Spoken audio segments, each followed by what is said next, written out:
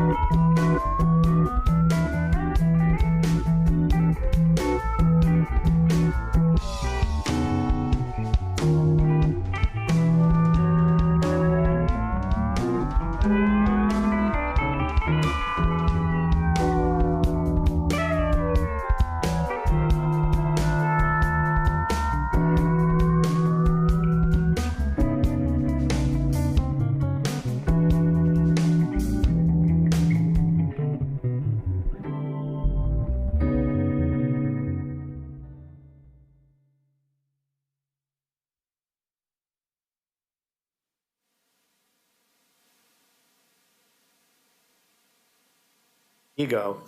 Mic test, 1, 2, 3, sorry.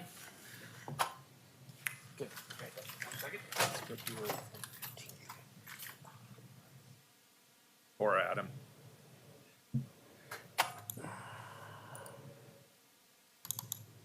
He must dread Wednesdays.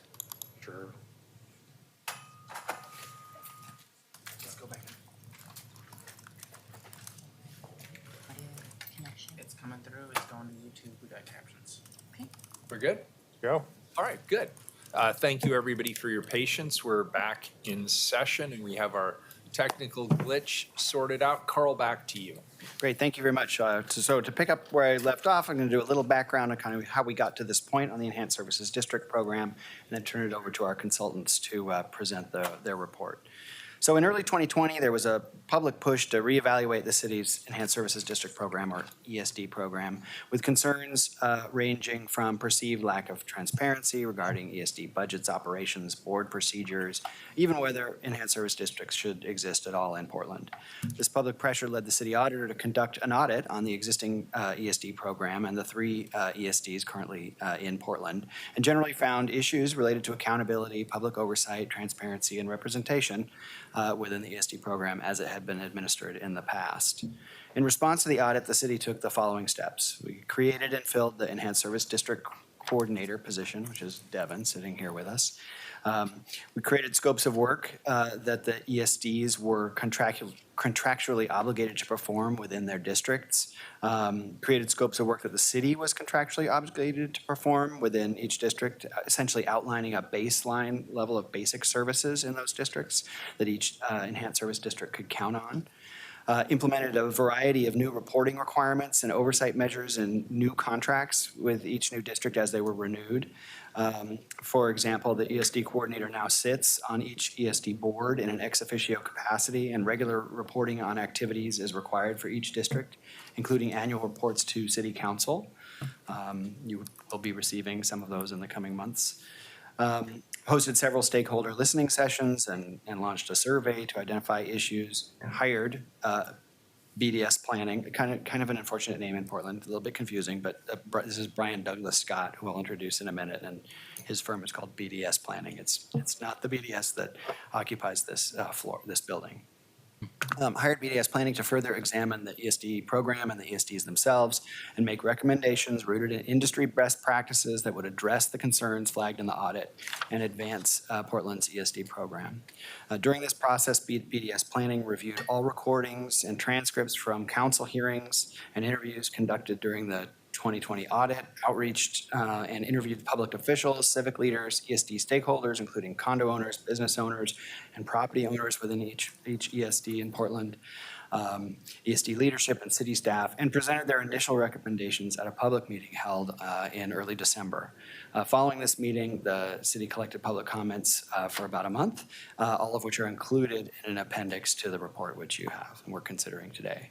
So before turning things over to BDS Planning to present their findings, I'd like to briefly mention a major factor that has kind of delayed our work in responding to this audit, because it is, I acknowledge, 2024 and the audit was done in 2020.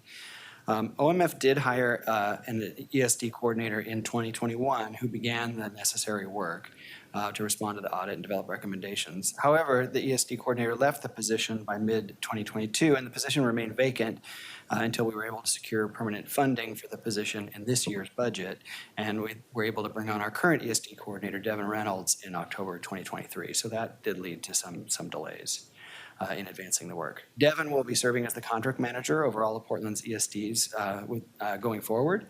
Devin brings extensive experience in working at similar organizations like Enhanced Service Districts in the Seattle area, where they're called business improvement areas. We're very happy to have him on board. Much of the work implementing changes to the program going forward, all these recommendations in the report, will fall to Devin to manage in the coming years.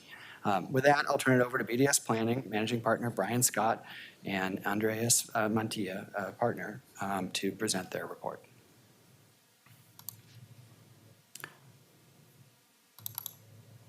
Thank you, Mr. Mayor, members of the council. I'm Brian Scott, the Managing Partner at BDS Planning.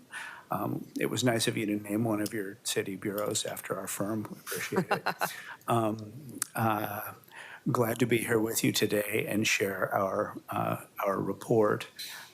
We want to do a brief introduction of ourselves and our firm, give an overview of the assessment purpose and process, give an overview of national and international best practices related to place management organizations, then spend most of our time on an assessment of the Portland program and our recommendations. And then Andres will close with an overview of the stakeholder engagement and public comment and some of our thoughts on that. Andres and I did most of the work on this in collaboration with our colleagues, Jenny Kowalczyk and Ishmael Nunez. I've been engaged in downtown revitalization and place management since 1980. Portland native, came after graduate school, came back home to Oregon to work for Oregon Downtown Development Association, helped write the state law to create economic improvement districts, which is where this stuff came from, and then played a meaningful consulting role in supporting the Association for Portland Progress when they formed what is now known as the Clean and Safe District in Portland in 1988. I played a facilitation and consulting role with them very actively all the way through the 1990s, and then almost no connection since 2000. So have that background here. Moved to Seattle in 2008 and founded this firm shortly thereafter. We do work across the country in community development and facilitation. A meaningful portion of our work is supporting organizations similar to the place management organizations in Portland. I'm here with my partner, Andres Mantilla, who I got to know when he was working for the city of Seattle as basically their ESD coordinator. The words were different in Seattle, but he was my client. We worked for a number of years together there. We've also consulted together for a number of years, and he's been a partner in the firm now for a little over 2 years. Jenny Kowalczyk has worked for 2 place management organizations in Seattle and 1 in Michigan, so she brings direct hands-on experience working with those districts. And Ishmael is very active in our strategic planning work for downtown organizations across the country. So we bring a lot of experience to this work. Our firm focuses, our vision is vibrant, just, and thriving communities. Our work includes consensus facilitation, inclusive process, organizational development, and place management. And ESD is all of those things. So this is a real target of our work. We've worked in more than a dozen states across the country with current active work with place management districts like Portland's ESDs in Austin, Texas, Washington, D.C., Rochester, New York, Chicago, Indianapolis, and several districts in Seattle and across Washington and Oregon. So this assessment, Portland's Enhanced Services District program, they provide enhanced services beyond the city's basic services. They're governed by the City Code, Chapter 6.06. They're proposed by the district or neighborhood stakeholders. The property managers in the district pay a license fee, which is collected by the city. The city then contracts with and distributes this fee to a nonprofit created by each district specifically to provide services within the district. Currently, each ESD organization contracts with a district management association to operate their programs, and the city oversees these services to ensure that they align with the city's goals and standards. That's what the program is. As I know you're all familiar, there are 3 districts in Portland: the Downtown Clean and Safe District, the Lloyd District, and the Central East Side. Services that these provide include cleaning, security, crime prevention, business development, transportation, public policy, housing, marketing and communication, basically any services that benefit the properties and the users of the properties within the district. The Downtown Clean and Safe District, as I mentioned, was originally formed in 1988, reconfigured as an enhanced services district in 1994. It currently has a budget in the $5 to $8 million range. They provide cleaning, safety, community health outreach, crow abatement, business development support, and holiday lighting. The Lloyd Business Improvement District has a budget of about $600,000 or $700,000. It was created in the early 2000s. They do transportation management, an eco district, trash collection, neighborhood and community association, holiday street landscaping, and advocacy and promotion. The Central East Side together. Was founded 4 or 5 years ago. They have a budget of about $1.5 million. They do cleaning, graffiti removal, safety, mural preservation and development, and district enhancement. It's worth noting that the Central East Side District is bigger geographically than the Downtown Clean and Safe District, and their budget is a quarter of that. So it's just a dynamic of what's going on there, which relates to the size and shape of the properties in that district. As Carl mentioned, there was an audit in 2020 conducted of these programs. The audit findings were that there was inadequate city oversight of services, formation, or governance of the ESDs, that the ESDs might be providing basic city services rather than services that are supplemental and beyond city responsibilities, and that ESD services decisions are being made opaquely by ratepayers rather than by public officials. As a response to the audit, there were concerns about the accuracy and balance of the audit's findings expressed by the ESDs themselves and by others. And as Carl just said, in response, the city hired an ESD coordinator position, held a number of public meetings and gathered a lot of public input, and established a more formal ESD renewal process. 6 or 8 months ago, they hired our firm to conduct an assessment. The purposes of the assessment was to review the city's current processes and procedures for forming and administering ESDs.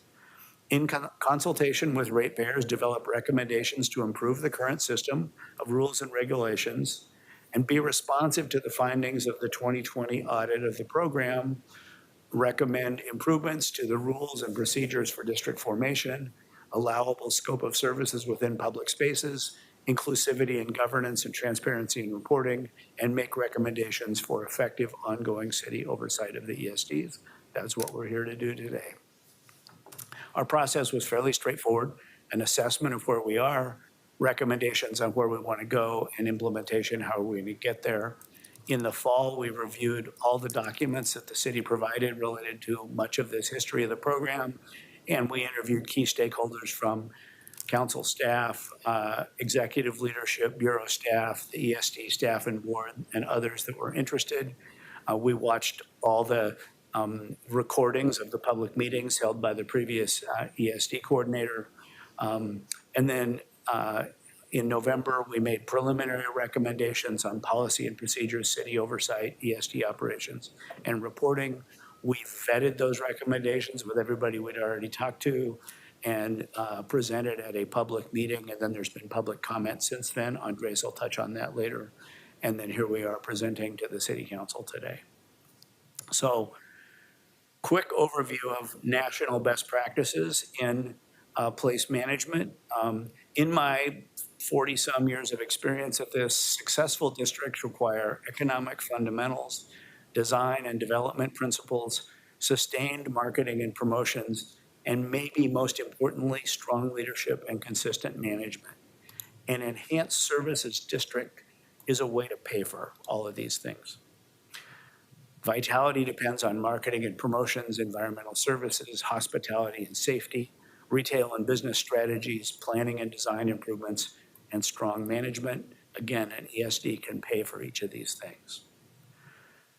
Where did this stuff come from? In the 1950s, downtowns were in a lot of trouble across America, declining as a result of the GI Bill building the suburbs, the interstate highway system making it easy to get to the suburbs, urban renewal tearing down much of the inner cities, and redlining causing disinvestment in inner city neighborhoods. In the 1960s, downtowns started organizing to try and fight back. In the 1970s, that had turned into public area management, mostly physical things like flower baskets and fancy sidewalks and things to make it more pleasant to be downtown. By the 80s and 90s, the notion of assessment districts, so everybody was paying their fair share, came into play. By the 2000s, neighborhoods were getting more involved beyond downtowns. There was more public space programming and social services. Today, there are thousands of place management districts. Portland jumped into this game in a big way as a national leader in 1988 when what is now the Downtown Clean and Safe District stepped onto the stage and became one of the first big districts in the country. What is Place Management District. It's enacted by the city council, as you all know. Assessment on properties and/or businesses. How the assessment is done varies by different districts. Sometimes it's square footage, value, sales, other metrics. It's managed in the district itself. And typical services are public realm and physical improvements, public events promotion, retail promotion, transportation services, parking, and leadership. A very small handful of examples. The Metropolitan Improvement District in downtown Seattle was formed in 1999, partly modeled on Portland's downtown district, which came on sooner. It was substantially expanded in 2013 and renewed and expanded again in 2023. Their budget's now $18.5 million. They assess properties based on 37 cents per $1,000 of total appraised value plus 45 cents per land square footage. And then there's some limitations on that. Nobody pays more than 24 cents per building square foot. Hotels don't pay more than $125 per room per year. And residential properties, this is going to surface later in the presentation, residential properties don't pay more than $195 per unit per year. There's a limit on how much residential properties pay. They do professional management, cleaning and services, hospitality and safety ambassadors, private security, activating public space, park management, and advocacy. Another district in Seattle, but much smaller in budget, is the SoDo Business Improvement Area, created in 2013 in the area just south of downtown. SoDo stands for south of downtown. Renewed and expanded in 2018. This is where the Starbucks World Headquarters is, and it's just south of the stadiums where the Mariners and the Seahawks and Taylor Swift play. They assess on the simplest formula I'm aware of, 50 cents per $1,000 of total taxable value. That raises a budget of about $2 million. They do professional management, illegal dumping, homeless outreach, pressure washing, graffiti removal, providing district information, and making connections to appropriate services. Picture of this mural here. There's an extensive mural program. If you've ever taken the light rail from the airport into downtown Seattle, you pass a whole bunch of murals. That's a project of the SoDo Business Improvement Area paid for by their ESD-like program. In North Seattle, Ballard is a thriving and growing neighborhood. They created a similar district in 2015, which was renewed and expanded in 2023, has a budget of about $1 million based on 12 cents per lot square foot, 50 plus 52 cents per $1,000 of total appraised value. Residential units don't pay more than $130 per unit per year, and nobody pays more than 20 cents per building square foot. They do professional management, public realm, advocacy, business support, events, and a tourism program. You'll notice as I read these lists that they're similar, but they're not exactly the same. Each one is tailoring their program to what's going on in the district. Why do these get created? In my experience, it's because people want to increase cleanliness, public safety, sales, and/or rents in the neighborhood. They want to reduce crime. They want to improve the district's image. They want to activate public space. And probably most important, they want to make sure everyone pays their fair share. You could do all this stuff by everybody just throwing money in a hat and doing it, but then you get people that don't throw their money in the hat, which drives the ones that are doing it crazy. That's why we have these districts. Across the country, these districts are doing a crazy array of stuff. Environmental services and hospitality, parks and public spaces, homeless services, economic development, beautification, marketing, promotions and events, transportation. I'm not going to read this whole matrix. Nobody's doing all of this stuff, but somewhere in the country, somebody in a similar district is doing each of these things, really a long list of services. So that's sort of laying the stage for what this is nationally. I want to get right to what is going on in Portland and our sense of ways that it could be upgraded. For national historical context, Portland started as a national model in the industry, as I noted. Today, there are 4,000 organizations globally that are similar to your ESDs. There are 2,500 in North America. It's a $3 billion industry employing more than 100,000 people. The IDA, or International Downtown Association, is the professional association where these groups get together. They have certifications and award programs and professional best practices. 2 or 3 images of what they do. Here's a before and after from the 3rd Avenue Transit Street in Seattle with Clean and Safe Cleaners upgrading the appearance. The hospitality and safety ambassadors protecting the areas around the Pike Place Market. Activation of public space, entertainment. This is on in the downtown DC, a business improvement district quite close to the White House in Washington, DC, where they're activating a federal plaza.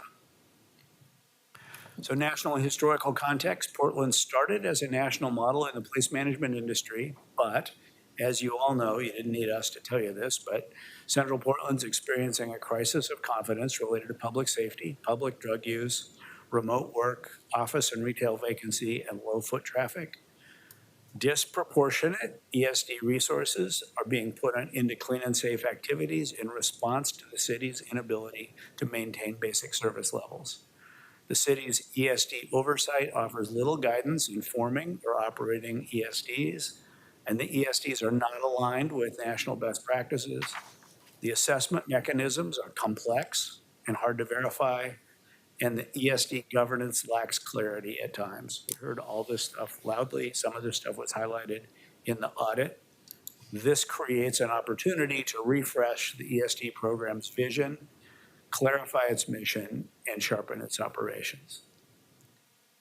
Our observations are in 5 categories: the city's oversight of the program, the assessment methodology, the governance of the ESDs themselves, the ESDs operations, and coordination and collaboration.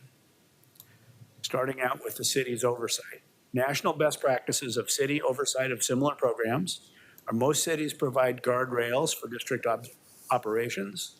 Many cities provide active support and funding, informing and expanding districts. Some cities actively support collaboration among the districts and with the city's economic development agenda. In Portland, city communication with and oversight of the ESDs is inconsistent. There's little guidance or support for forming and expanding the ESDs. There's little coordination among the city bureaus interacting with the ESDs, and collaboration among the ESDs and with the city's economic development efforts is inconsistent at best. One of the things that happened early in this process is Andres, our city guy, said, let's get a meeting together of all the folks at the city bureaus that interact with these ESDs. And that meeting came to place. And what we noticed as these people were coming into the room is many of them didn't know each other. And they hadn't been together like that recently or ever. And we, at some point, we said, how often do y'all do this? And now I was looking around like, this never happened before. So there's an obvious opportunity. So our recommendations, ESD guidelines, there we go. ESD guidelines, develop a set of ESD guidelines for the formation, operation, renewal, expansion, and dissolution of the districts, encouraging an inclusive and culturally sensitive approach that aligns with the city's core values resolution and citywide racial equity principles. This is like, give some guidance to what you want these districts doing. Create an ESD handbook and maintain it online to clarify the city's requirements and guidelines, as well as highlight existing ESD programs. This is a way to help upgrade the current programs and maybe inspire some other districts to create a similar way where folks in the districts can pay for enhanced services. Continue charging all the ESDs the same administrative fee. That hasn't always been the case, but you are doing it now and keep doing it. And identify internal city roles and at least twice a year convene a meeting like the one I just described with the ESD-related agencies to compare information and update best practices and policies. Second, assessment methodology. National best practices. There's a straightforward methodology that's easy to understand. The information is posted transparently for ratepayers. It's based on readily available public data, and it includes near all beneficiaries in the district, including residential, both rental and owner-occupied properties, most public agencies, and tax-exempt uses, nonprofits, and religious organizations, and so forth. In Portland, The assessment methodology is complex, to say the least, and the information is hard to find. But most beneficiaries are included. You actually are among the national best practices, and kind of everybody that's in the game is paying into it. But it's hard to find the information. You probably all know this, but some of the information for one of the districts is based on passenger elevator capacity, which requires going to a remote city or state government website to find that data. There's also data that's no longer currently available online. It's on microfiche. So the data is just really hard to find out what it's based on. Our recommendations: data transparency, data currency, phase changes, and residential assessments. Encourage straightforward methodology that folks can understand. Encourage transparency to allow ratepayers to confirm their assessment calculations. You should be able to look up, see what the data is for your property, run the math yourself on the formula, and come up with the same answer as what's on the bill in front of you, and require readily available public information as the basis of it. Require assessments to be based on reasonably up-to-date information. Now, doing what I just said is going to cause some change to who's paying what. If you start using different metrics, that will be somewhat dramatic because people are used to paying whatever they paid last year. And you're going to have some people whose rates go up or down in different ways, and that'll be a little bit traumatic. So we suggest that the methodology not change until the ESDs are renewed, and that you allow that to be phased in over time. So property managers have time to phase in and adjust to those things. Residential assessments were a favorite topic of stakeholders that were speaking up. I'm sure you'll hear from some of them in this meeting.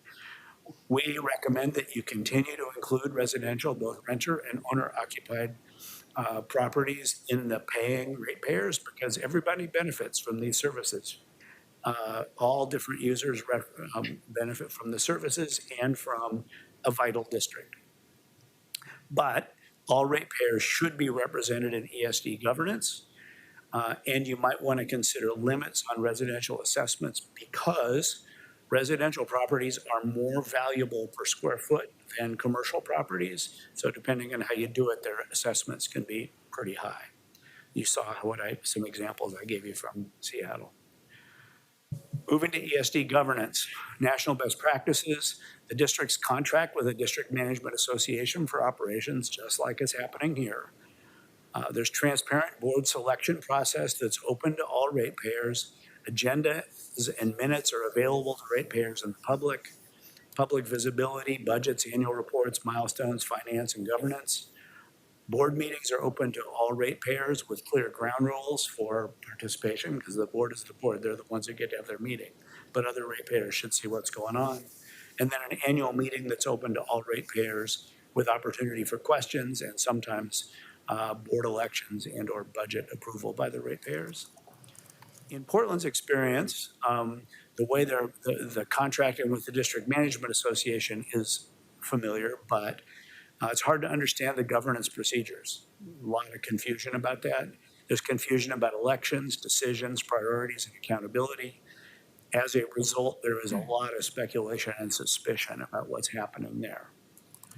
So just illustrating this relationship, this is pretty common. This is more or less how it works in Portland and other places. You've got the ratepayers represented by a district ratepayer board. You've got the city council and the city administration. You've got a membership organization with an association board. The district ratepayer board, their job is approving and monitoring the program, priorities, budget, and performance for this assessment, this ESD. And then with the association board, their role is to, with their executive administration, is to operate the program with the district funds to do clean, safe marketing, activation, et cetera. The association may do other things. They may have other contracts paid for by other entities and or dues-based activities like policy and public affairs. The key thing is to distinct what are the ratepayers paying for the program priorities, budget, and performance, and the district operations.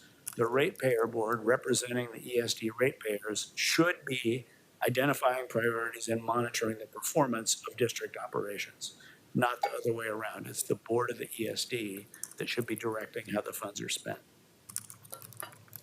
So our recommendation was require the ESD boards to represent all types and sizes of ESD ratepayers, both by ordinance and in their bylaws. That means residents, nonprofits, commercial properties, public properties, whoever's paying into it, and transparency. ESD board roles, program priorities, budgets, and accountability should be visible to all ratepayers.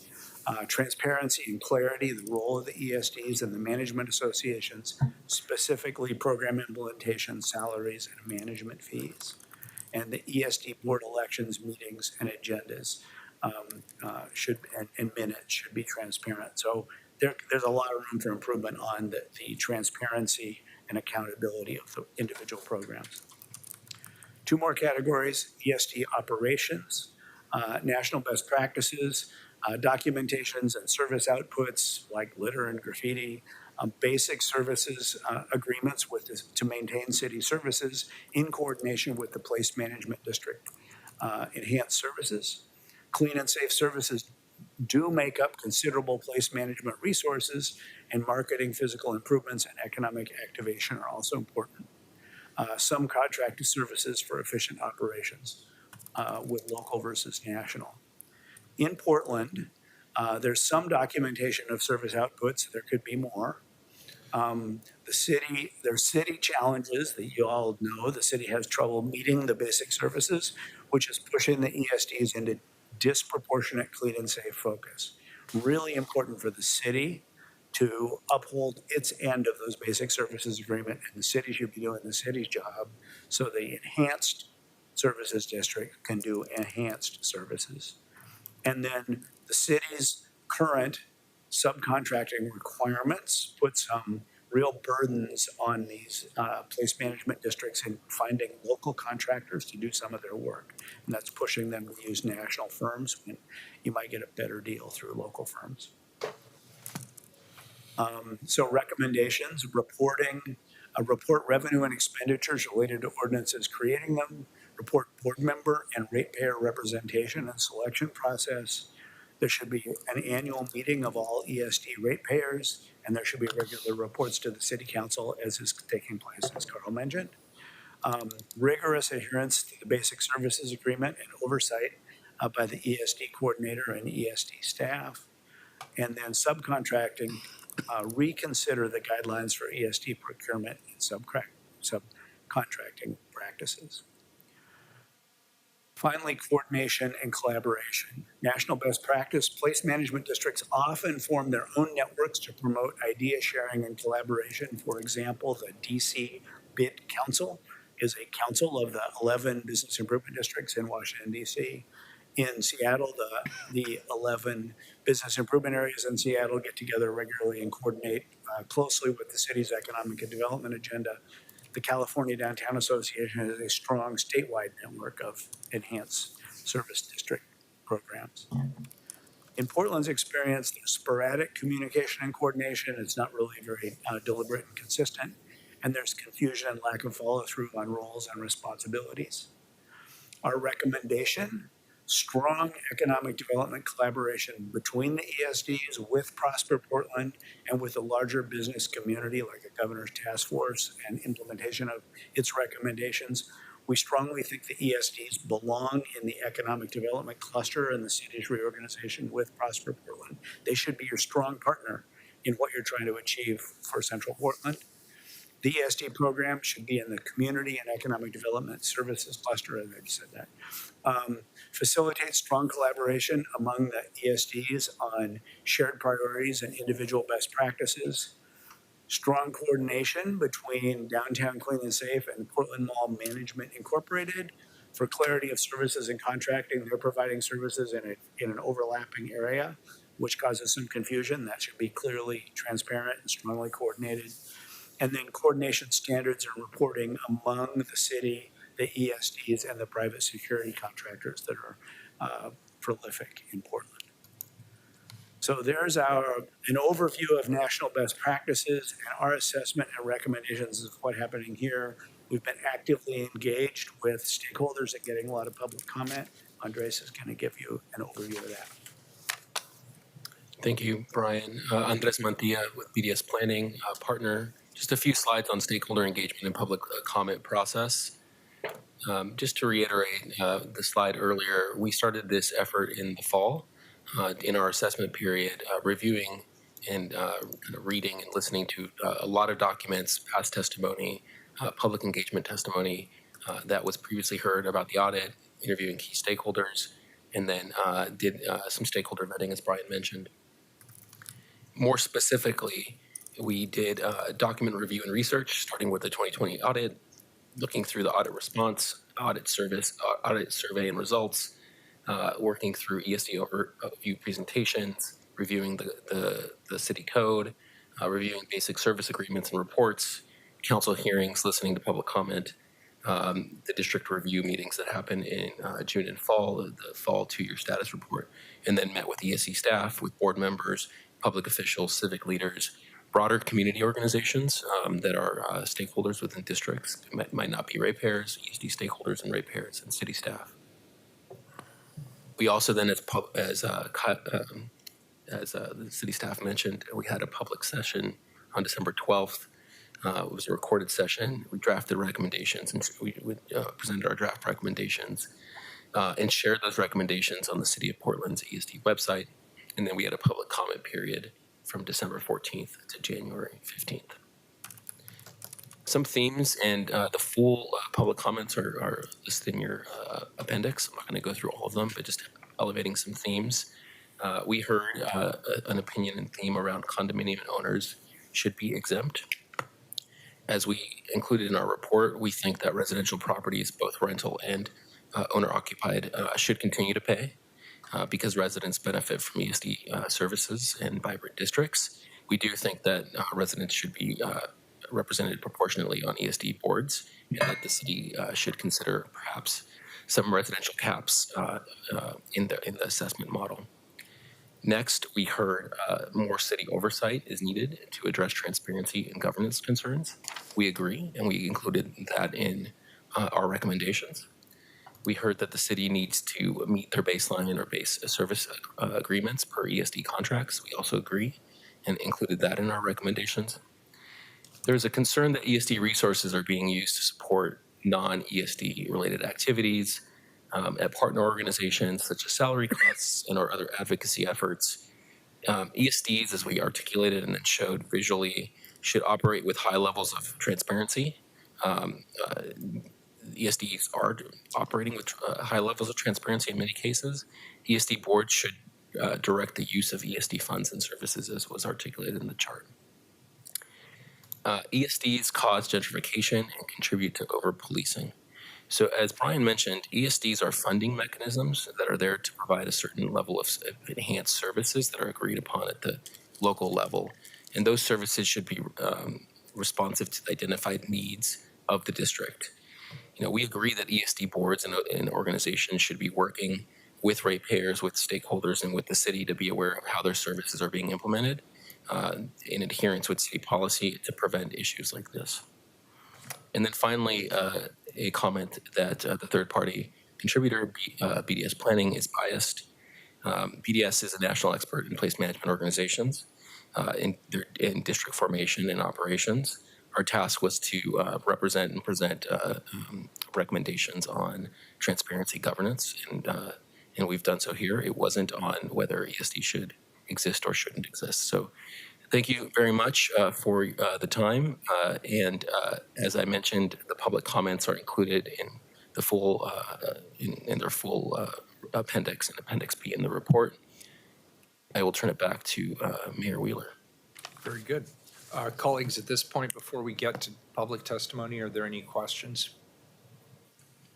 I had one just clarifying question, and it's back a ways, and you don't need to find it in the slide presentation. But you have the rate board, and you ascribed a couple of responsibilities to the rate board, and then you had the executive board.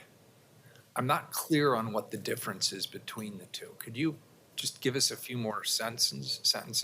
Does the executive board supersede the rate board, or is it the other way around? Are they completely independent elected bodies? How do you envision that? Great question. And let me use an example from another city so I'm not confusing it with whatever local stories are going on. For example, in downtown Seattle, there is the Downtown Seattle Association, which has been around for 60 years. It is just what it sounds like. It's an association of people that are interested in the vitality of downtown Seattle.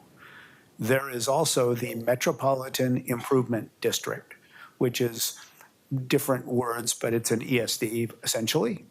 And it's an assessment on properties over most of downtown Seattle, not all of it. The Metropolitan Improvement District Board is officially appointed by the city to be advisory to the city on the operation of this district, is authorized by the city council. In every case I'm aware of, it's being appointed by the city with the advice of the people that put the district together, and basically the folks that want to do it. It's kind of a collaborative thing. But their job is to represent the ratepayers. They are the ratepayers. Their job is to represent the ratepayers, make sure that that $18.5 million that's being collected is being spent for what it's being paid for. There's also the board of the Downtown Seattle Association, which is a private nonprofit association that does a variety of things with membership dues. The Metropolitan Improvement District recommends to the city that they contract with the Downtown Seattle Association to operate the programs paid for by the Metropolitan Improvement District. So the CEO of the Downtown Seattle Association is paid by the members of the Downtown Seattle Association, not paid by the ratepayers of the district board. But there are many staff at the Downtown Seattle Association who basically their whole function is doing services of this district. The ratepayer board's job is to make sure that the assessment is getting spent the right way. The board of the association is to do whatever the association needs to do, but they're basically an operation arm for the assessment. Did that? Yeah, that is helpful. One more just sort of basic question, and maybe we could illustrate it through a concrete example.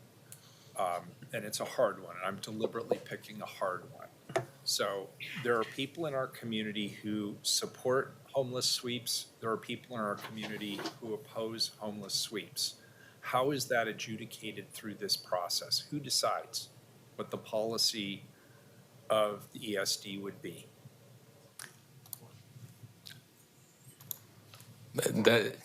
So my immediate reaction is that who decides about that are the 5 people sitting in front of me, and that's a city function. So I thought that's what you were going to say. So help me then explain, is that in the original policy, the code that governs ESDs, where you would locate that information? Where would that information be? Like how is that? The Enhanced Services District is entirely a function of the Portland City Council. Okay. The ESD has no authority to collect But for what funds. is given Their authority by is the- your authority. Okay. So how the city contracts with that entity would govern how city policy is being administered. Andres, do you want to add to that? And ESDs, as business improvement areas across the country, have to adhere to the policy direction of the elected officials that represent them. Okay. And that's, we have this debate here and I was just making sure it doesn't happen in 3 different places simultaneously. Because All that's the legal confusing for authority the is public. with the city council. Great. Now, you said in your public testimony, your public outreach, a number of condominium owners objected to the idea of participating or paying. Could you elaborate, number one, on what was it they were objecting to? Number 2, I find it curious that apartment renters were not included in that. Why not? And number 3, when you say proportional representation, what do you mean? So I'm sure you're going to hear from some of the folks that have an opinion about this in the next few minutes. But trying to summarize, I think that residential condominium owners, those that are motivated to give input, feel like they have two or three issues that are of concern to them. One is that this is a business thing and they're not a business.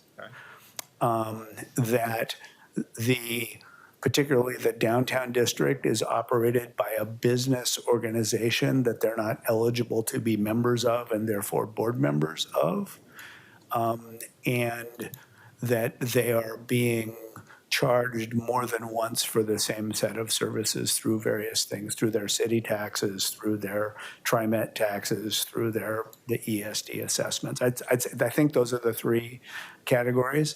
Our sense is that everybody that's using the district is benefiting. If the district is doing good works with its money, everybody that's using the district is benefiting from those services and from the vitality of the district. That's why everybody should participate.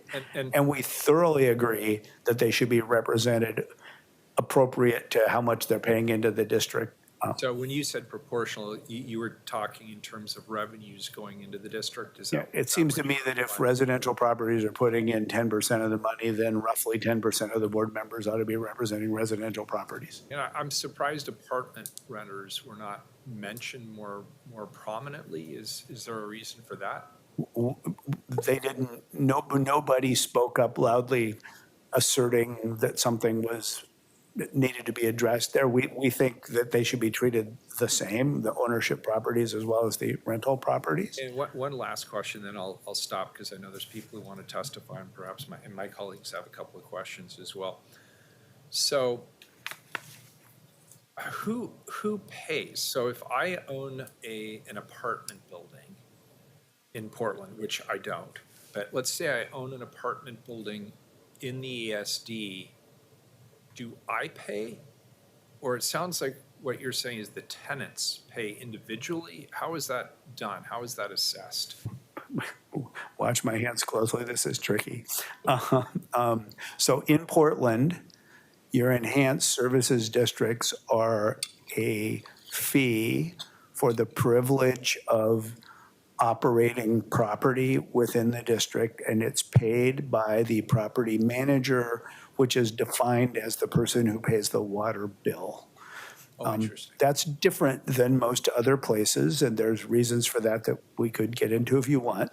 And in the case of a rental property, an apartment building, it's going to get paid by whoever pays the water bill for the apartment building, which is probably whoever's operating the apartment, the apartment operator, which may or may not be the property owner.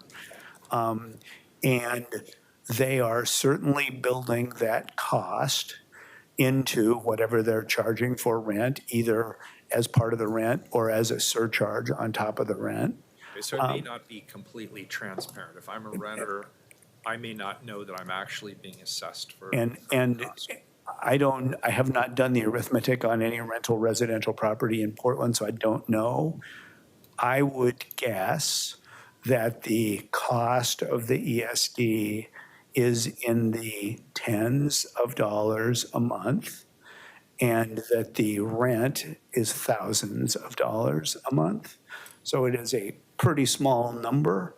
I know I can think of several places in Seattle where I did get all up in the detail and the numbers where it was literally about $10, $12 a month was what the assessment was. And on apartments that were renting for $2,000 and $3,000 a month. So it's not, whether it's tacked onto your rent as like the electric bill is or not, very few renters would even notice. It's going to be a case-by-case example.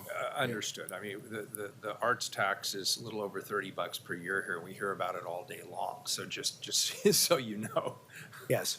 Okay, great. Thank you. Commissioner Rubio, I think you had your hand up, and Commissioner Gonzalez. Thank you.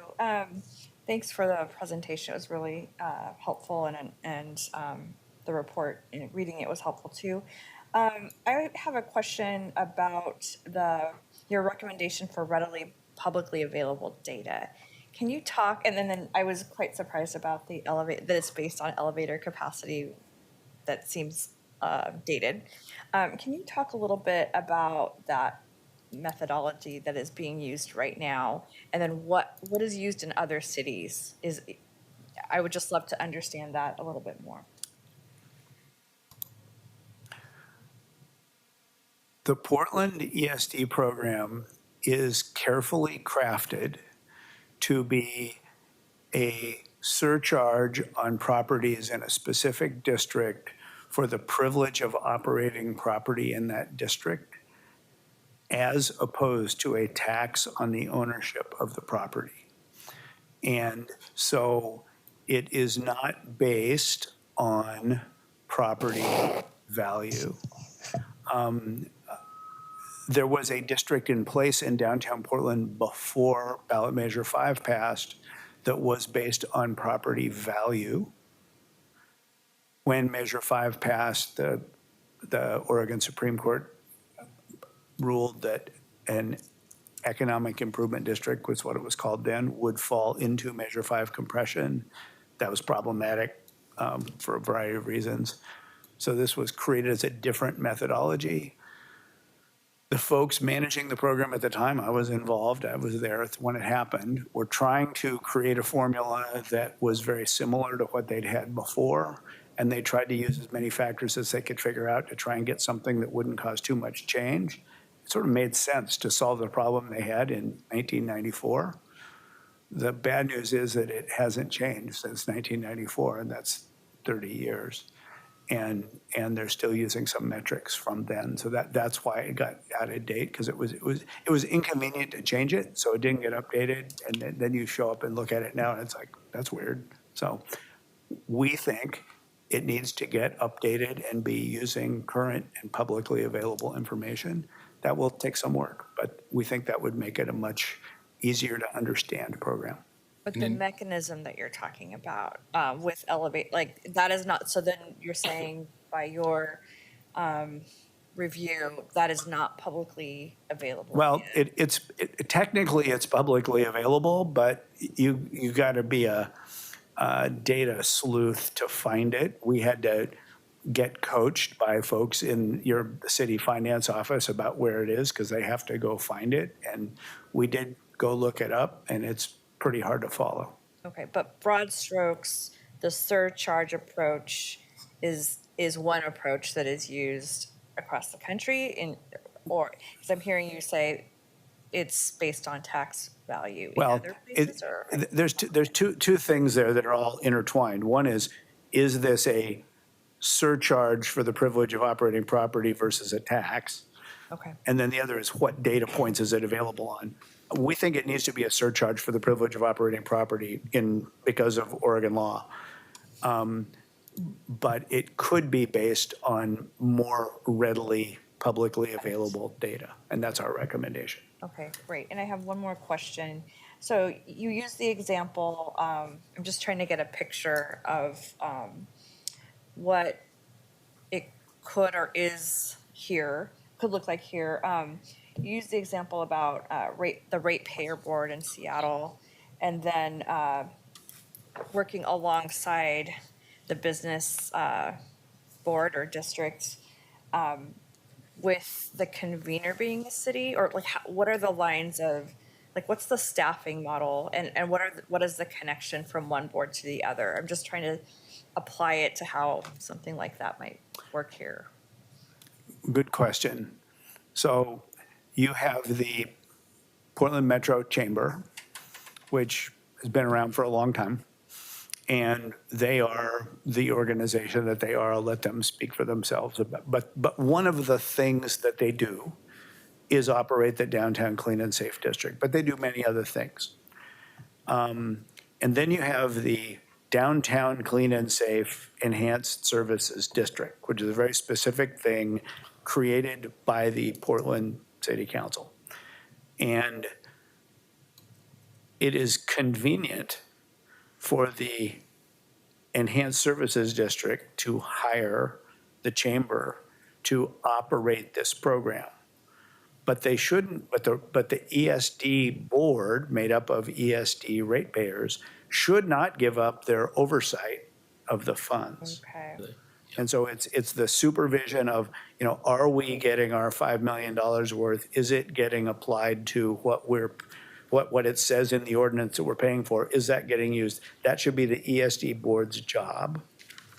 I'm sorry, that's clear, thank you. I was thinking you were talking about an entirely new board aside from the ESD board. I was conflating the two things. Okay, I'll hold for now. Thanks. Commissioner Gonzalez?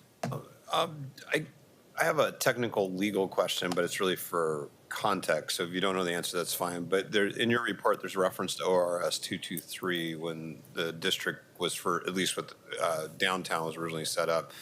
Is your take that that still is implicated here, or after the tax measures, it's no longer part of the structure? I'm just trying to reconcile, like, are we truly purely the product of city code, or is there still a dimension that is shaped by state law? Because it certainly was when it was created, but I'm not a lawyer, okay, that's fine. but the answer to I'm quite certain that the answer to your question is what you have going here is fully a creature of the authority of the city of Portland. Yeah.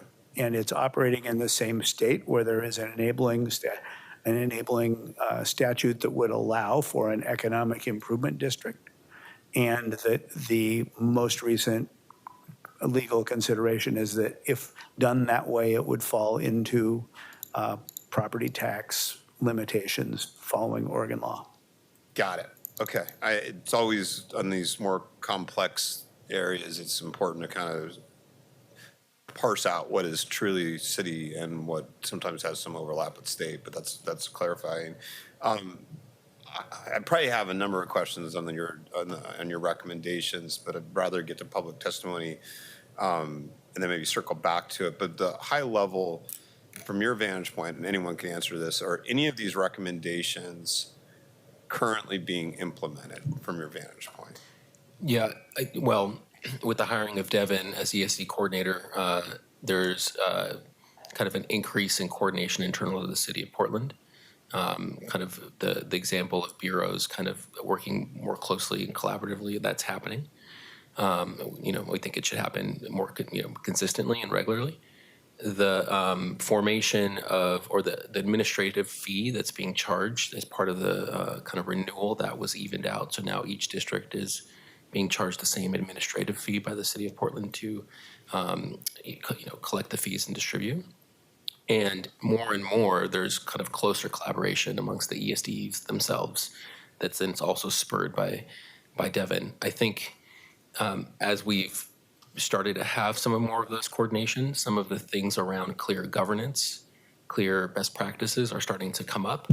But now the step is to formalize those in both kind of code where necessary, and then in a guidebook or in a handbook that can be a little bit more user-friendly to folks that want to, perhaps change, create, establish these districts. The spaces around data transparency and data clarity are still areas where we need to take some more significant steps. Those are a little bit more involved, though, and would take a little bit more time. Got it. I mean, my general observation here, outside of the context of ESDs, we struggle in our community on the basic question of accountability. What level of government is accountable for this issue in front of my home or in front of my business? And I guess I would just submit that as we're thinking about the right architecture of governance here, that we take into account the broader context of so many boards and lack of clarity sometimes in the city. We're obviously not alone in this, but is that a city, county, metro, or is this an ESD board, or is this a state issue? And or is it some other committee created by charter or city code, the decision making here? It's just a fundamental issue in the city right now as we face some really difficult challenges. Who is the board or the elected or that is accountable and responsible for this issue? And I would hate to exacerbate the lack of clarity in what we do going forward. I will observe that nationally, these ESD programs, or what their respective names, business improvement districts, the closer that they're aligned to comprehensive kind of economic development activities, the more that they're able to participate with information and actively and proactively in some cases in kind of all of those issues that you're talking about, versus more of a contractual relationship around clean and safe services, more economic development and wide-scale kind of support. Nationally, that is the trend of where these organizations end up in terms of how they interact with the city departments. Very helpful. Thank you. Thank you. Great. Should we get to public testimony? How many folks do we have signed up, Keelan? We have 7 people. Very good. Keelan will call you up. Name for the record. You don't need to give us your address unless you really want to. 3 minutes each, please. First up, we have Jesse Presley Grusin online. Welcome, Jesse.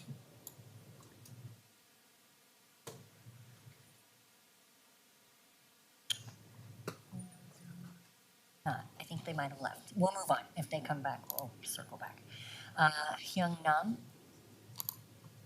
Hi, this is Hyung Nam. Can you hear me? Yes, loud and clear. You sound great. Great.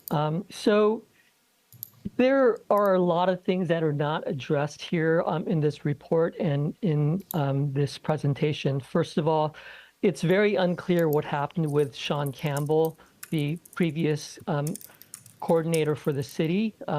He really conducted extensive community meetings where so much testimony was given, including by myself multiple times. And the majority of that was very critical of the ESDs and specifically Clean and Safe. We have no idea what happened with that. This is the first time I'm hearing that he has left. Many of us were wondering if he was fired, if there was a non-disclosure agreement, because there was just no information about that and no information about the extensive multiple meetings and all the records that he took. And now we're just all of a sudden jumping ahead with this totally different people and a new organization pretending that all those things that were addressed just kind of did not even happen. And let's remember why the audit happened in the first place. The audit happened because of the larger context of the housing crisis and seeing how we were using the police to just sweep away unhoused people, and that the majority of the arrests that the police had made were of unhoused people for low-level offenses that were not even crimes, and that and on top of that, the Ninth Circuit Court ruling that it is unconstitutional to or sweep and arrest unhoused people when there are no shelters available for them.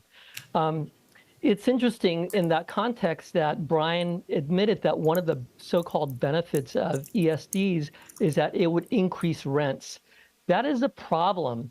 You know, we've had these same interests that are behind Clean and Safe, behind the Downtown Task Force, and behind Portland Business Alliance, and the dark money group People for Portland that even Mayor Ted Wheeler had criticized before, basically trying to make us believe that the problems with downtown is because of drug use, fentanyl, or something like that. If that were the case, the largest homeless crisis would be in West Virginia, and it's not. It's really, the problem is the housing crisis. And if you look at who's behind Clean and Safe, it is the interests of Jordan Schnitzer, Greg Goodman, Vanessa Sturgeon, et cetera. And they're the ones who are profiting from the fact that downtown and the Pearl District has been declared an opportunity zone that journalist David Wessel has written about, and in fact written about those families in a chapter of this book, Only the Rich Can Play. Thank you. Next up, we have Anita Davidson. Welcome. Thanks for being here. Okay, thank you very much. You've seen me before. We're going to stick around until we can see this process through as best as we can. My name is Anita Davidson. I'm a downtown condominium owner, and I'm here with some extra requests about this report. There's much good in the report. I do want to say I support a great deal of this because these are steps forward, and these are things that we do need to see. But first off, I ask you to do not implement the recommendation to include condominiums as ratepayers. Do include and expand on the recommendation to coordinate better with the Portland Mall Management, Inc. In the past year since I spoke to you, I've done a great deal of research about the funding for PMMI. My condominium sits right over the Transit Mall. PBOT and TriMet and Portland State pay an additional $2 million to PBA for services which I believe in many cases are being duplicated with the services already provided by Clean and Safe. So I encourage the council to look closely at this, and I thank BDS for including that as one of their recommendations. Two small ones that I'd like to address: do not implement the recommendation to expand ESDs until many of these issues are fixed. And do not implement the recommendation to phase out the annual report. Last year, we had our first annual report from the ESDs here before council, and it's unclear why BDS would say stop doing that when we don't yet have any of the other reporting requirements in place. Okay, so let me dive in quickly, because my time is so short, with why we condominiums do not believe we should be included. A great deal of it centers on representation, and I'll give you my own take on the difference of these boards. BDS also in its reports speaks only of nonprofits as if they're all alike. They are not. 501c3 nonprofits are public benefit organizations. Those are the ones that we commonly think of as charitable organizations. Clean and Safe is one, and the ESD ones are public benefit. 501c6 organizations is what PBA is. That's a private membership organization. Unions and chambers of commerce fall into that category. So when BDS recommends that we have proportional representation, they're talking about giving us a seat that we already have, one seat on the Clean and Safe board. Now, what good does that seat do? Let me give you an example. In May of 2023, I appealed, following the city code, the CPI increase that was about to happen, and this was in a period of high inflation. I sent my letter to, as the code required, to the Clean and Safe Board and to the city OMF. What I got was a return from both of those, pointing the finger at the other organization as the one which was responsible, whereas there was precedence already in 2009 to 2011 for the CPI index to be paused, interestingly, right before that renewal period. But what happened was no pause happened, and our rates went up 7.35%. And I said in a meeting with you, Mayor, where you said, let's try and make it easier on the downtown folks. And we got hit with 7.35% with neither organization. My point is, we know that the PBA controls the Clean and Safe. The executive CEO and president and executive are the same person. The vice president and the executive director of each organization are the same person. It's hard to say that any way that BDS says those two can be separated. It's impossible to say as a ratepayer that we will ever see that happen. So when we do not have representation on a private membership organization that we cannot join, which is the PBA, we will never have representation. And without representation, you are charging us, homeowners, essentially a tax without representation. We're talking about democratic representation. Okay, thank you. I can stop right there. I can Point answer well a made. question if you have any. Point well made. All right. Commissioner Gonzalez, I think, has a question. Thank you for your testimony. All right. thank I don't want to put you on the spot. I really appreciate your testimony, but would possibly help calibrate for just one commissioner up here. How much are you paying a year from your vantage point as an owner? Yes, our condominium pays $47,000 this year. Since I first started looking at this from 2011 to now, $532,000 we have paid. That's on top of us paying for basic services through our taxes. We pay for our own 24/7 security at our condominium, and we pay for PMMI because we're taxpayers paying through that.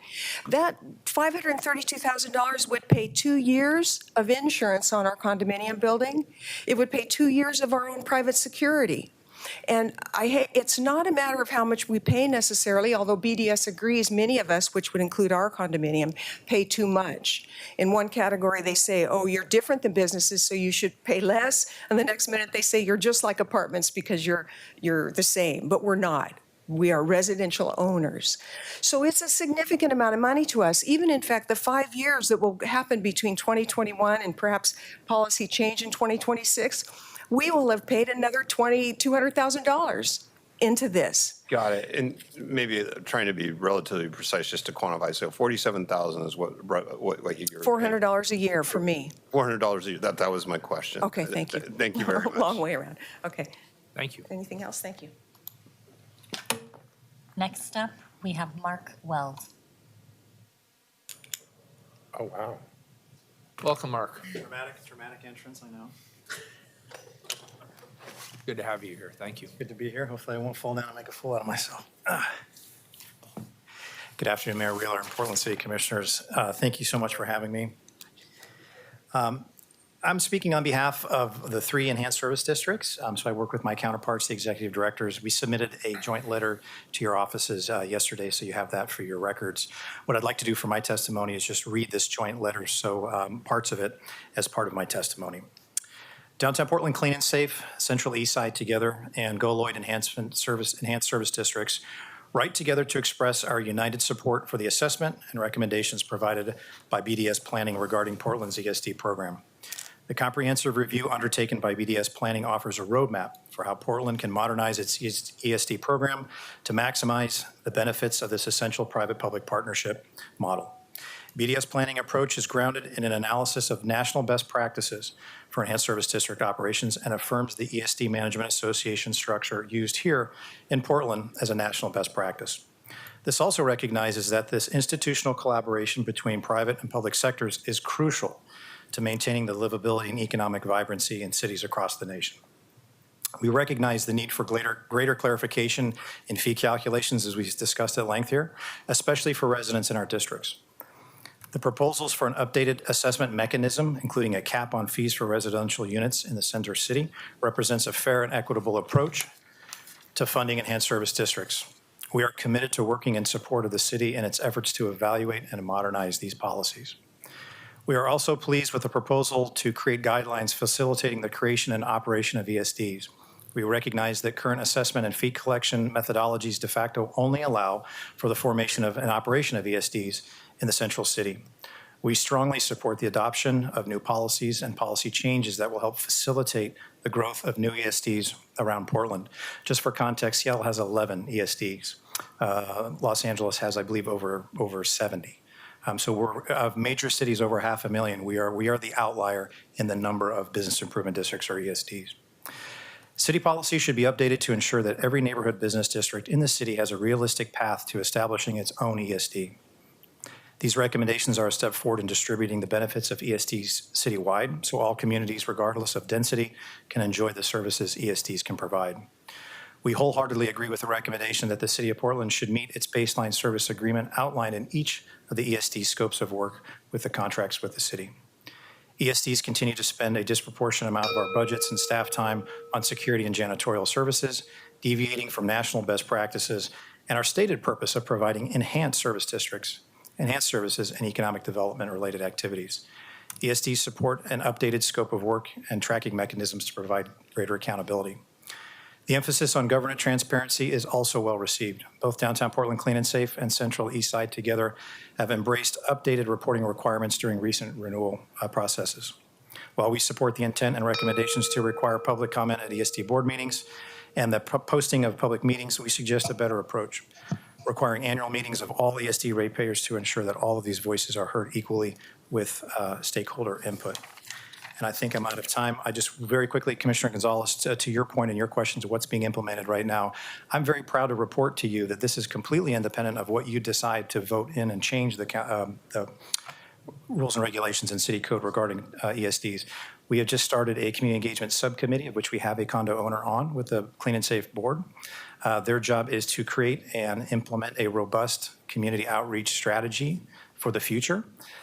We will be doing an annual ratepayer meeting regardless of your recommendations or city code changes. And we will also be doing an open house where anybody that lives, works, or recreates downtown can come down and meet everybody that has a footprint from the Portland Metro Chamber to our newest cleaner that just started their road to recovery. So those are going to be implemented, and I look forward to sharing you more details on that when I come back to give you our annual report, which we are doing this year again. Thank you very much. Thank you very much. Commissioner Mapps has a question. Sure.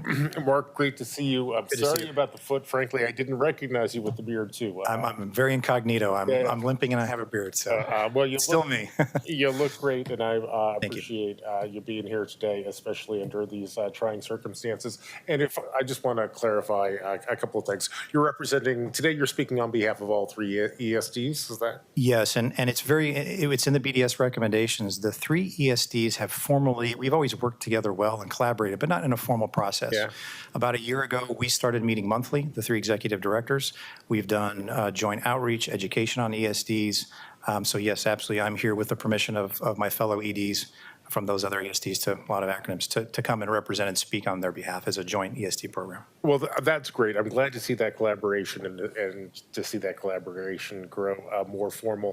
And I wanted to just tease out one thing, which I think I heard in your statements, which is that there's a consensus across all 3 ESDs that it may be time to take a look at the fees that residential customers in particular pay, and maybe even look at residential representation on ESD boards to make sure that we're dialing this in correctly.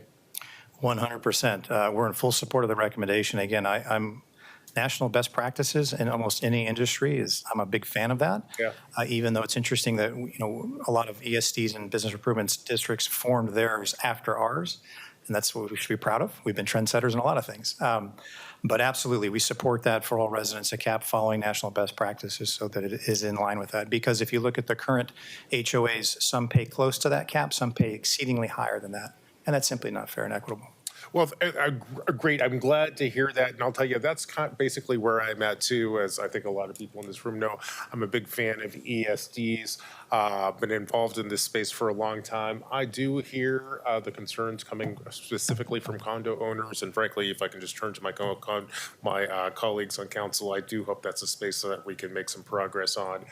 What I'm hearing in this room is a broad consensus around that particular piece. I also want to say, all of the recommendations that are put forward here, I broadly support. I'll be interested in having a conversation in terms of what happens next. And there's a lot of next steps, and we're looking forward to working with council on next steps and implementation, and reporting that back to not only our ratepayers, but to the community at large. Great. Thank you. Thank you, sir.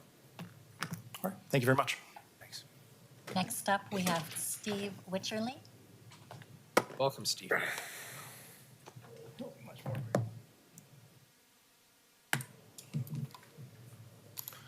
Good afternoon, Mr. Mayor, Commissioners. My name is Steve Witcherly. I'm the Director of Operations for Downtown Portland Clean and Safe, responsible for the public safety, janitorial, and street outreach work. I want to thank BDS for their thorough work, the analysis producing the recommendations, and in particular, the interactive public meeting event we had on December the 12th. I've been in this role for 2 years, and from day one, my posture has always been one of an open door policy, whereby anyone who has any questions or an interest in understanding what we do has the opportunity to meet with me in person and even take a tour of our work. Some have taken me up on that offer, including some of our HOA representatives. A tour begins at 6:30 in the morning with a janitorial program where you'll grab a coffee and a donut, and you will meet and witness the strong community of people who all come from either houselessness, addiction, incarceration to employment and recovery, and the on-ramp to a new life. It's a community of recovery, care, and belonging, where Larry, Kelly, Carolyn, Laura, Roy, Gabe, Justin, just to name a few, find meaning and purpose, enjoy in one another, and giving back to the community through keeping downtown clean. With Central City Concern this year, we co-hosted a fantastic Christmas party with over 130 Clean and Safe and Clean Start employees, where together we feasted on turkey and all the trimmings with live festive music, and everyone was served by a banquet staff. It was an amazing community and family event together.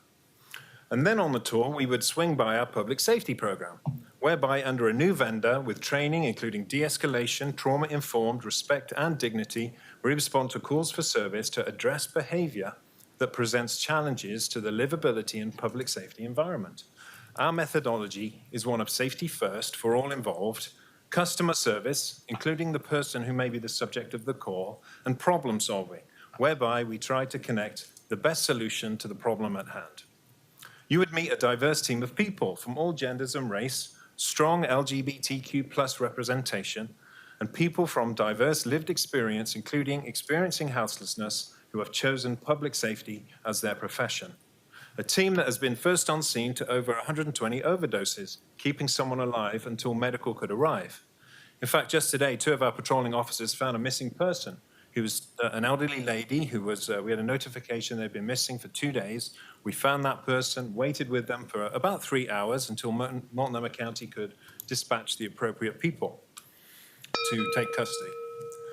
It's a team that during the ice storm continued walking beats downtown, checking in on every person they came across huddled in a doorway or against a building, offering hats, gloves, hand warmers, information about warming centers, a walking escort to the ground school day shelter in Old Town, waiting with a distressed person for almost 2 hours until a busy Portland Street Response unit was able to arrive. The primary purpose of keeping people alive. We helped 45 people over 2 days.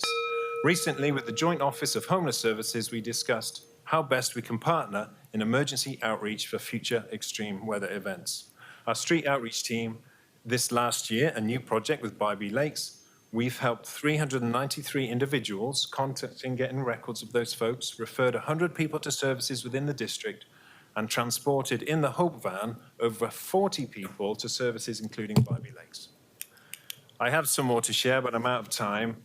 But a new portfolio of our work is Activations Downtown. And in partnership with Portland Parks and Recreation, we had 80 events at Directors Park, changing the environment around the park last year. And we very much look forward to more work in that arena in the coming year. Thank you. Appreciate it. Next up, we have Caitlin online. Welcome, Caitlin. Hi, can you hear me? Yep, loud and clear. Okay, good. My Wi-Fi was a little spotty. But yeah, I'm Caitlin. I really wanted to be there in person today, but I ended up being sick and I didn't want to infect a bunch of people. But I'm still here virtually. And basically, I just wanted to talk about the audit process in general. So I think most everyone here has heard from me before. I was one of the initial stakeholders that brought up some of these issues to the auditor's office. But I feel like that process got very undermined by Clean and Safe and Portland Business Alliance, specifically by creating this narrative that the audit was co-authored by me and other stakeholders who initially worked with the auditor's office and brought these issues. To be very clear about that, we suggested this as an audit topic because we were trying to get more information about the ESDs and realized there was extreme poor oversight. And when the drafting process actually happened with the audit, we were not allowed to be involved in that. And I feel like Clean and Safe should definitely know this because you did a public records request for all of our emails, and you would have saw emails with the auditor's office basically telling us that once we had our initial meeting with them, that they were going to draft the audit, and all of that happened within the auditor's office. And so what bothers me about this is I feel like we're really undermining the importance of the auditor's office existing, which is to investigate these kind of things where there's not oversight and provide these recommendations. And I feel like consistently pushing this narrative that this audit was basically this political agenda by the auditor's office is really inappropriate and makes me worry about the future of the auditor's office being able to do this kind of work, especially considering this audit, it won an award. So that's kind of my frustration with this audit process in general. And quickly, I do want to get to the recommendations. And there's a lot of problems I had with them, but the main thing is one of the biggest focuses of this audit was talking about how there was a lack of oversight of the public space services that ESDs provide. And I feel like that's very much lacking in these recommendations. So the concerns that we initially brought up to the auditor's office was around the use of private security. And the recommendations rarely bring up private security because right now there's not any actual oversight. Like for instance, if you're going to submit a complaint, Clean Safe now has an option on their website where you can submit a complaint. But then what happens to those complaints? There's no process put forward. And that was something that was kind of completely ignored by these recommendations, which is very frustrating. So those are just some of the issues I have. And again, I want to be in person because I did want to talk to some of the people here, like Devin Reynolds. I'd love to connect with you now that you're the ESD coordinator, because these are going to be ongoing issues and this isn't the end. So that's all. Thank you. Appreciate your testimony, Caitlin. Thanks. Next up, we have Dan Handelman, Portland Copwatch online. Hello, Dan. Good afternoon, Mayor Wheeler and commissioners. Gonzalez, Maps, Rubio, and Ryan. I'm Dan Handelman. I use he, him pronouns. I'm a member of Portland Copwatch. The report in front of you today gets at some issues around the governance of enhanced service districts, but is not but it does not address some of the fundamental issues we and others have raised repeatedly over the years. The word accountability is only applied to the management of the districts, not to the private security acting on behalf of mostly moneyed property owners and businesses to push around houseless and other people who are deemed unwanted. In 2021, Clean and Safe promised to set up a system to file complaints against this private security, as you just heard, but it's not clear how effective it's been. The head of Clean and Safe is supposed to be conducting the investigations and presumably issuing corrective action if needed. As much of a problem as we have with the current police oversight system, there's at least some reporting that goes on indicating how complaints are handled. Not so with Clean and Safe. The timing of this report is crucial, as the current contract with Clean and Safe for Downtown District calls for the 4 officers currently paid for by private tax dollars, fees, to be phased out at the end of June. We are aware there's a constant drumbeat to hire more police officers, but we repeat our simple observation that the police bureau is hiring officers but can't fill all the positions they have funding for. The most recent report from early January shows 90 sworn vacancies, despite Chief Day saying that the police bureau received 1,200 job applications last year. Other key issues that aren't adequately addressed include the social contract between government and the public is that everybody pays their fair share of taxes and gets the same services.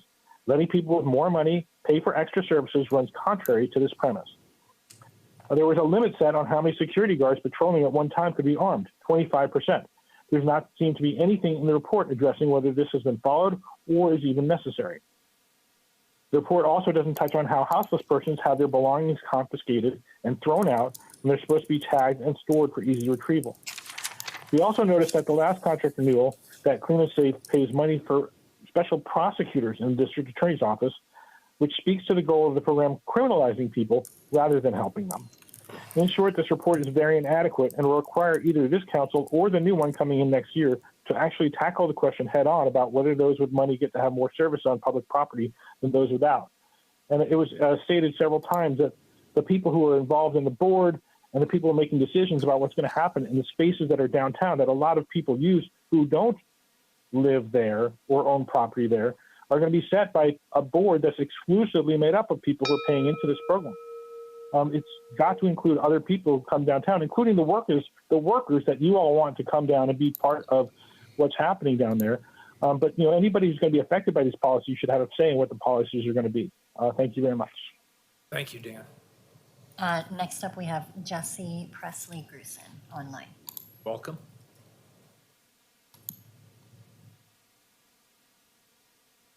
Jesse, you're muted. There we go. Hi.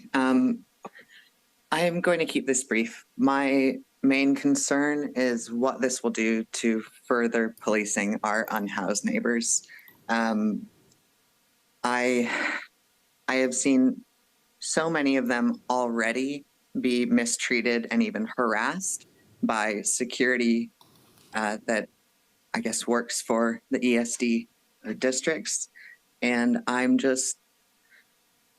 very disheartened by it. I think we need something in place to keep this from happening.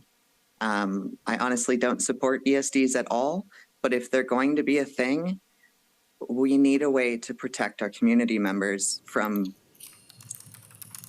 abuses of power, frankly. That's all. Thank you for your time. Thank you. That completes testimony, Mayor. All right, very good. That completes testimony. Do we want to have our illustrious staff members come back up if there's any further questions? Otherwise, we can take a vote to accept the report. I do have a question or two. Yeah, if staff could come back up, please. Commissioner Maps. I don't think it's.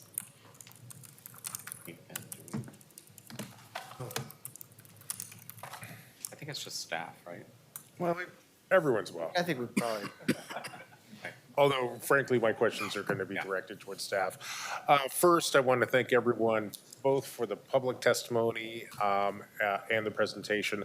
I'll tell you, I think this assessment and the recommendations are very, very compelling. Given that, we have a third-party outside assessment and recommendation on what to do with this. I suspect in a couple of minutes, council is going to accept this recommendation and report. Then what happens? It's a good question, Commissioner. So we wanted to not get too far ahead of things and bring, the clear next steps until we had this conversation and we kind of gauged the room a little bit Yeah. on whether this feels like the right path forward. Staff's very excited about all the recommendations in the report, and I think you've seen there's a fair amount of support, not ever unanimous, but a fair amount of support for it. So Devin is on board now, and really this will sort of become his work plan, honestly, for the next year or two to get all this stuff implemented. And I think the first steps of that are really putting together a work plan, matrix. Some of this stuff is low-hanging fruit. We'll be able to act on it quite soon. Doesn't necessarily even require council action. A lot of these other things are going to require code tweaks and changes or contract changes. And so those are going to take a little bit longer to implement. But our intent is to, if we're getting sort of head nods today, to go ahead and get started on that. That's very helpful. To dive down just a little bit deeper, if we were to take the issue of, frankly, the taxation of, or the fees paid by residential customers and the representation of residential customers on ESDs, does that come to council? Is that something?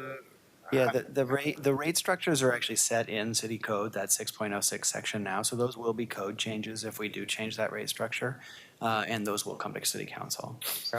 Well, colleagues, I just want to share with you, I think all the recommendations look really compelling. I'm not 100% sold on all of them, and I think we heard some testimony, both written and oral today, which suggests that maybe there's some issues that we haven't gotten, but this is a great roadmap forward.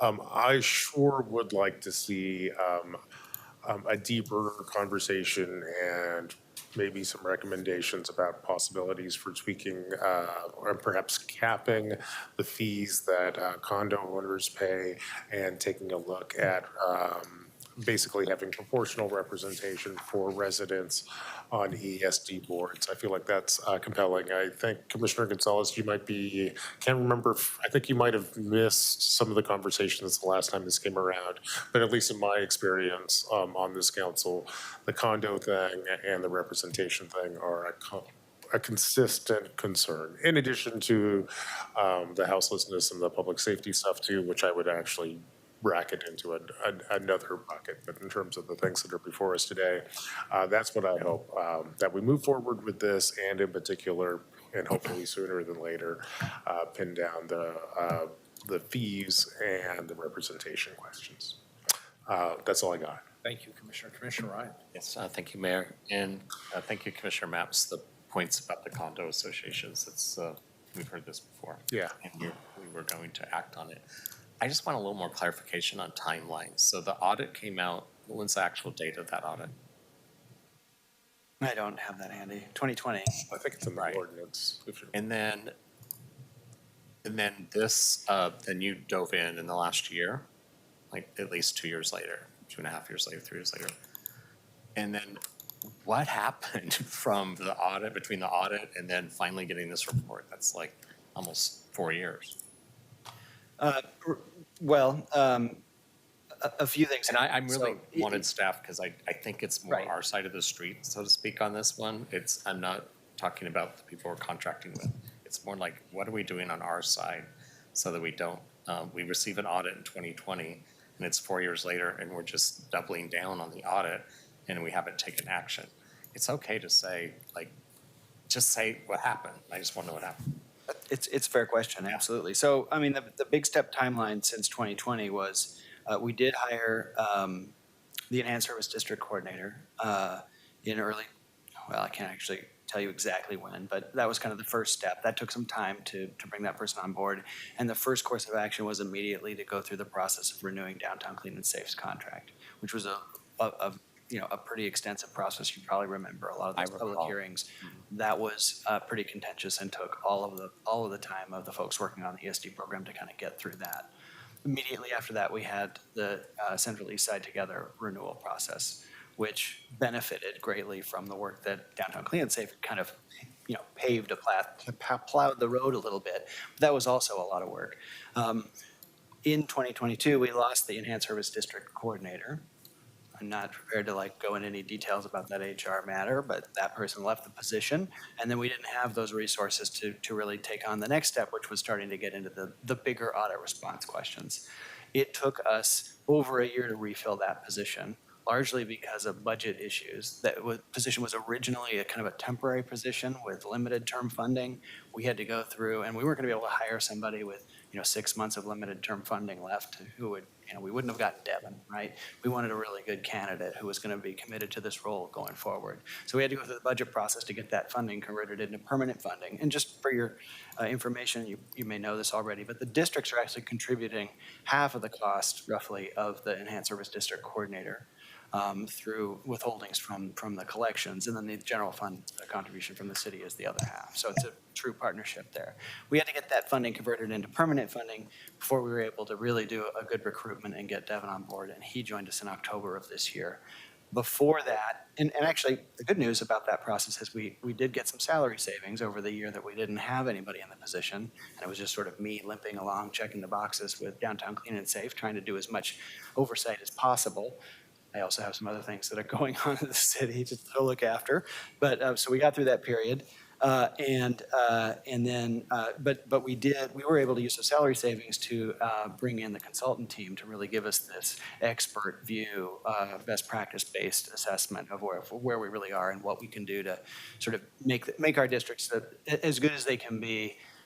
And respond to those audit issues. So during the summer, we brought them on board. They had already gotten started with Devin, and then everything was really sort of firing on all cylinders again by the fall. And so that's where we are. And I think that if the concern is going forward, are we going to stall out again? I don't think we are. I think we have a good path forward. We have a clear roadmap with this report. We've got Devin on board, fully dedicated to this and up to speed.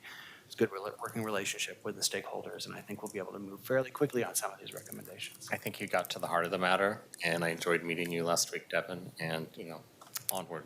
Anyway, thanks. Thanks for giving an honest rearview mirror about what's happened on the city's side of this relationship over the last 4 years. Great. Any further questions? If not, I'll entertain a motion to accept the report. So moved. Commissioner Maps moves. Can I get a second? Second. Commissioner Gonzalez seconds. Any further discussion? Seeing none, please call the roll. Keelan. Rubio. I want to thank the mayor for bringing this forward and also thank the BDS team for their thorough work on this report, and also the people who testified today and provided important perspective on this work. What's an important feature of this work to me is that I appreciate that the consultants have a lot of experience working around the country, so you have some good perspective in your recommendations. And I agree with a number of them. And I also hope to dig in more on others that we've heard being discussed, like the homeowners and renters issues with respect to the fees and also representation. It's, the positive economic and partnership work that these ESDs have had on our districts have been important. And like all programs that have been operating for a while, it's also important to periodically assess our existing strengths and also looking at the areas for continuous improvement. And I think it's timely because our landscape in every way has shifted or changed since even a few years ago. So we too just need to do our best as a city to sort of step up and provide our city services and structure and guidance to the ESDs and do our part as government and set them up for success while also ensuring consistent city and ratepayer oversight. And even though we have some work to do here, I'm glad that there's partnership here. And I appreciate the joint letter in support of the recommendations from Downtown Clean and Safe and Lloyd District and Central Eastside together that was read into the record. So I look forward to digging into these recommendations and working with my colleagues and also the ESD team, ratepayers and stakeholders as well in reviewing these recommendations and taking subsequent actions. I vote aye. Thank you, Mayor, for bringing this forward. Clearly, it was important to bring this forward. It's been smoldering for a little while, and BDS, you did a great job. That was really easy to follow, and again, much needed. Clearly, it's time for us to take action, and we had an audit, and now we have more clarity about some details that we need to work on. And Devin, it was a pleasure meeting you. As I said earlier last week, you clearly come into this position with the right experience, and it's the right hire because basically, I could tell as sitting across from somebody that was excited about being in their position and had some enthusiasm for actually doing the job. And I didn't feel that before. So that's wonderful that you're in this role. And I just, if we have another meeting like this in a year, I don't know what will happen, but it won't be good. And so we need to actually do what some of these recommendations have. We've all mentioned that we have a lot of love and concern for, it's Valentine's Day, so I said the word love. We have a lot of concern for what the condo lobbyists have been saying, and they've been saying it for some time. So there's fairness. I will always mention this. I think there are small business owners and say some of our other ESDs on the east side, especially Lloyd, that are being left out.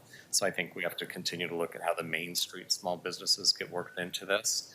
And I look forward to hearing about that. It's good to know we have a contact person that's actually accountable for this role. And I think the movement towards Prosper Portland under Commissioner Rubio brings more accountability. Quite frankly, this has been lost in the bureaucracy of our fascinating organizational chart that a new city manager will have to really do a lot of surgery on. So onward. I vote aye, accept the report. Gonzalez. Extremely helpful. I'm going to vote to accept the report. Just to give some flavor, I think I'm in general support, or at least don't have a strong negative opinion to any of the recommendations at this point. Want to echo support for reevaluating the assessment for condo owners. I do think that tension will be trying to figure out the right representation as you adjust assessment, and whether we go with kind of a pure economic contribution model. You know, for example, Port of Portland, when you're talking about the airport, they make big decisions based on kind of a weighted voting model, given each airline's relative contribution to the airport. Is that the right model here or not? I just want to call out that as we reassess the way people are getting assessed and still want to address what's the right representation, we might have to think about the relative economic contribution to the body.